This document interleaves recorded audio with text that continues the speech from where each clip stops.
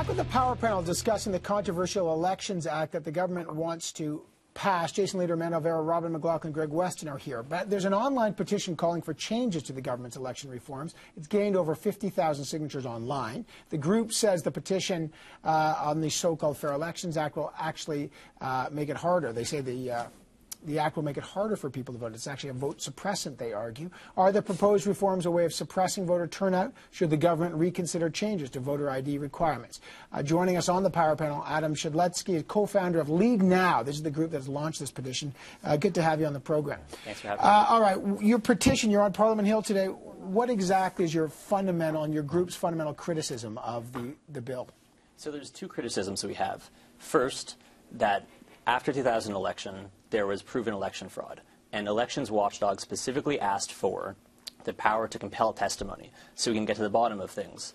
And up to this day, we still have not gotten to the bottom of things, partially because political operatives have refused to testify.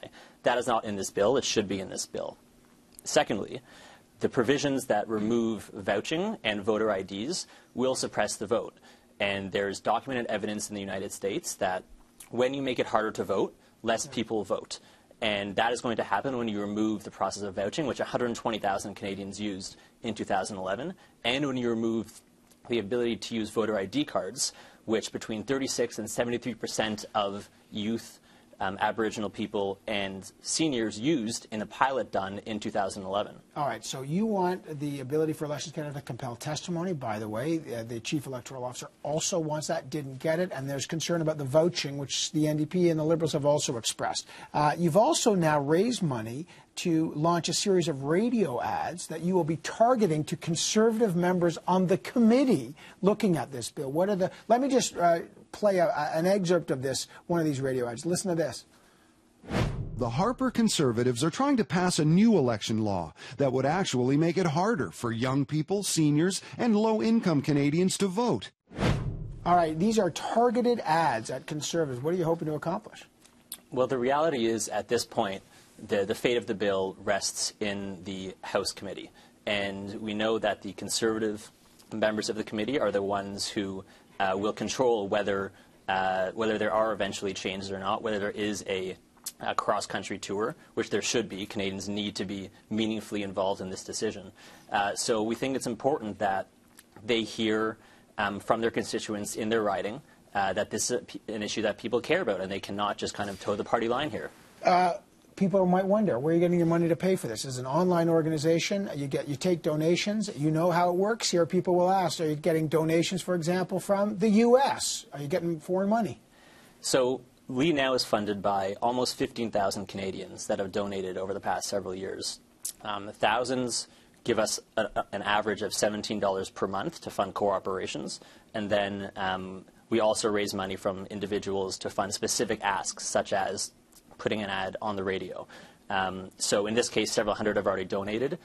Several hundred Canadians have donated to put this ad on the radio because they feel it's a way to vote with their dollars to have an impact. But several hundred Americans, you mean? You said Canadians. So no, several hundred Canadians. We don't. Okay. Have you any money come from the U.S.?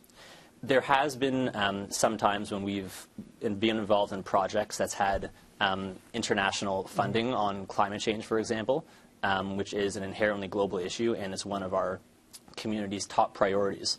And we think that this demonization of accepting any type of international funding is just ridiculous, because we live in a global village right now and people have a global conscience. And the bottom line is 75% of our funding comes from individual donations from Canadians. Okay, but last question. When groups, let's say like Ethical Oil, have come on, I've asked them very clearly, where do you get your money? Because they don't disclose. Does Leadnow disclose? Do you guys have transparency so we can verify where you get your money from? So I think it's a valid question. And the reality is, for the first 2 years or so of our organizational existence, we've been really bootstrapping it. It's been a really grassroots effort. We've been kind of living month to month. And we put all of our resources into amplifying the voices of our members.